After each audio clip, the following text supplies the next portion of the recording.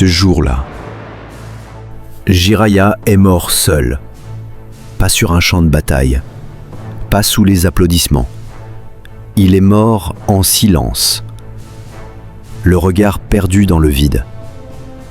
Ce n'est pas un ennemi qui l'a achevé, c'est quelque chose de bien plus cruel, la trahison de ceux en qui il croyait. Il voulait juste croire en l'humanité, et c'est ce qui l'a détruit. Mais pour comprendre, faut remonter bien avant sa fin. Faut retourner au tout début, là où son rêve a commencé. Jiraiya, c'était pas un mec parfait, c'était même un gamin un peu perdu au début. Orphelin de guerre, élevé à Konoha dans le bruit des explosions et les discours de vengeance. Mais lui, il n'écoutait pas tout ça, il rêvait d'autre chose. Il avait ce regard, tu sais, ce regard un peu naïf mais déterminé. Il voulait écrire, voyager, trouver un sens à ce monde tordu et surtout transmettre quelque chose, une paix, une croyance. Il disait souvent « Moi, je veux prouver qu'on peut changer le monde sans devenir un monstre. » Et puis, il y avait Tsunade, il y avait Orochimaru, leur trio, c'était du feu. 3 génies, 3 destins. Mais Jiraiya, il était différent, il rigolait fort, il écrivait des histoires, il tombait amoureux tous les 3 jours.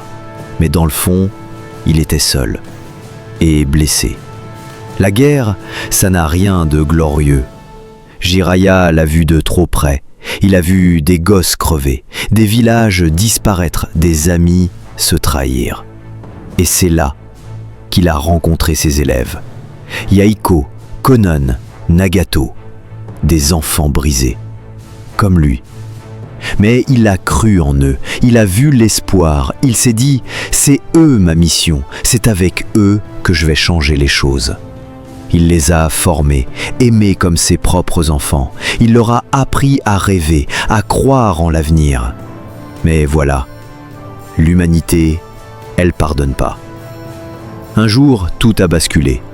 Yahiko est mort, Konan a changé et Nagato est devenu Pain. Pas juste un surnom, un symbole, un dieu vengeur. Il voulait la paix, mais par la peur, par la douleur. Jiraiya a tout vu, son élève, son fils de cœur, devenu un monstre. Et il s'est senti responsable.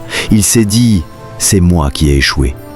Alors, il est parti, seul, pour l'arrêter, pour comprendre. Le combat entre Jiraiya et Pain, c'était pas un combat normal, c'était un adieu. À chaque coup, il y avait de l'amour, de la tristesse, des regrets. Jiraiya savait qu'il allait perdre, mais il s'est battu quand même, parce qu'il croyait encore. Jusqu'au bout, il a espéré que Nagato revienne, qu'il se souvienne, mais non. Et dans ces dernières secondes, il a souri. Il a écrit un message dans le sang. Il a pensé à Naruto, le seul gamin qui avait encore cette lumière dans les yeux. Et il s'est dit, peut-être que lui réussira là où j'ai échoué.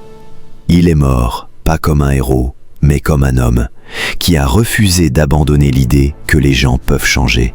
Il voulait juste croire en l'humanité, et même si elle l'a détruit, c'est ce rêve-là qui a sauvé le monde. Jiraiya est peut-être mort brisé, mais il a planté une graine, et cette graine, c'était Naruto. Tu vois, parfois, ceux qui tombent dans l'oubli, ce sont eux qui écrivent les plus grandes histoires. Il suffit d'un rêve, d'une croyance, d'un seul homme qui refuse de haïr. Croire en l'humanité, c'est peut-être la chose la plus dangereuse, mais c'est aussi la plus belle.